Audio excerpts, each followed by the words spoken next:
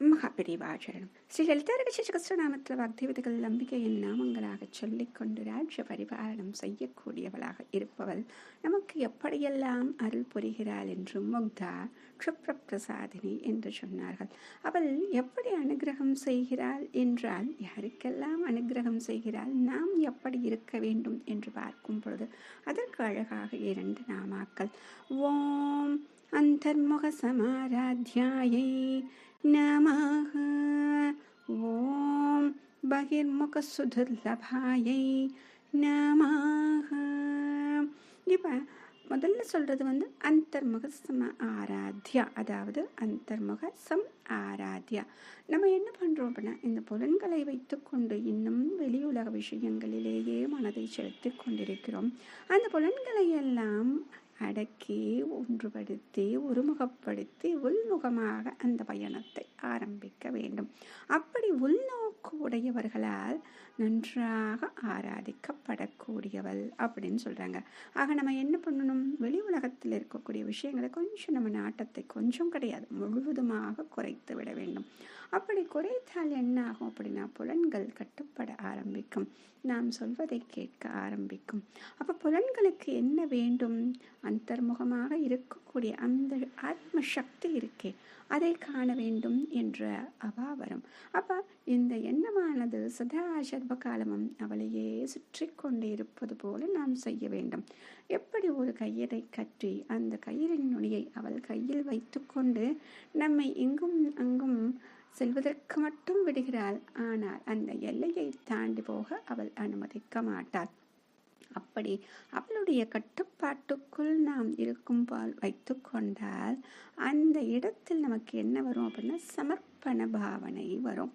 அப்ப விதி எந்த பக்கம் ஓட ஆரம்பித்தாலும், நம்மை எந்த பக்கம் இழுத்தாலும் அம்பாளின் நினைவு என்ன பண்ணும், அதுதான் இங்கே கயிறு போல கட்டி கொண்டு அவளுடைய கையில் அந்த நுனியை வைத்திருக்கிறாள் இல்லையா. அப்ப அவள் என்ன செய்கிறாள், அவளே நம்மை இழுத்து பிடித்து தன் கட்டுப்பாட்டில் வைத்து கொள்ளுவாள். ஆக இந்த புலன்களை எல்லாம் நாம் கட்டுப்படுத்தும் பொழுது இத்தனை விஷயங்கள் எத்தனை எப்படி என்றால், அந்த சமர்ப்பண பாவம் பக்தி நம்மிடம் இருந்தால்தான் சாத்தியம். அப்படி இருப்பவர்கள் உள்முகமாக பயணத்தை தொடங்க வேண்டும்.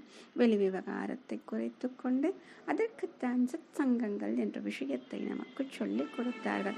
இந்த சத்சங்கம் மூலமாகத்தான் சாலோக்கிய மோட்சம். சரி, அடுத்தது சாமீபியம், சாரூபியம், சாயுட்சியம் அப்படின்னு அதெல்லாம் இருக்கு. ஒவ்வொரு படியாக நாம் போக வேண்டுமே, அதற்கு இந்த வெளி விவகாரம் குறைய வேண்டும்.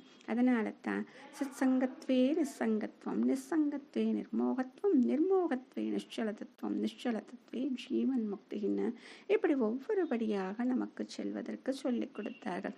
இப்படி செல்ல செல்ல உள்ளே குஹ்ய ரூபிணியாக இருக்கும் அம்பாளை நாம் தரிசனம் செய்யலாம். சரி, இப்ப நம்முடைய மனமானது உள்முகமாக போகவில்லை என்றால் அடுத்தது என்ன நடக்கும், அதுதான் பகிர்முக சுதுர்லபா.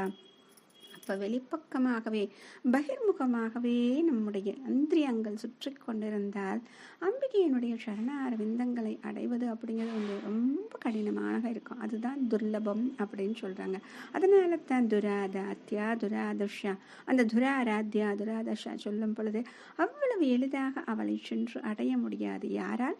இந்த புலன்களை கட்டுப்பாட்டில் வைத்திருக்க தெரியாதவர்களால்.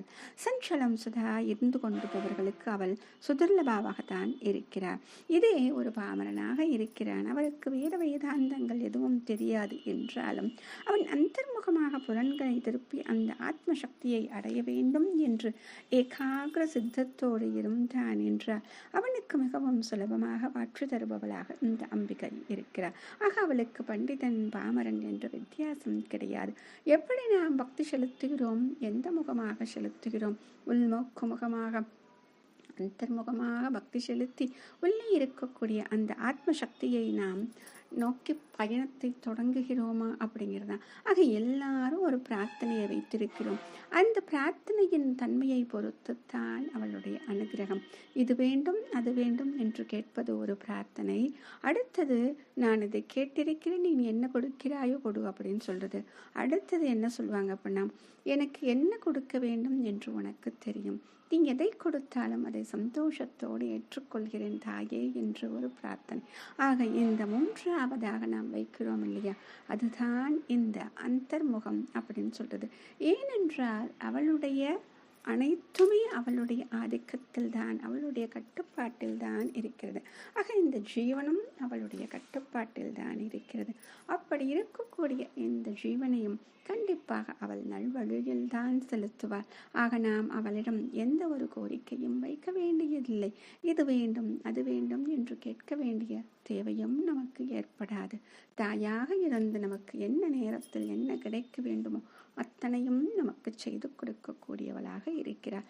அப்படிப்பட்டவளை நாம் உள்நோக்கு முகமாக இந்த புலன்களை திருப்பி அந்த ஆத்மசக்தியை குஹ்ய ரூபிணியாக இருப்பவளை நாம் காண வேண்டும். மகாபெரியவா சரணம்.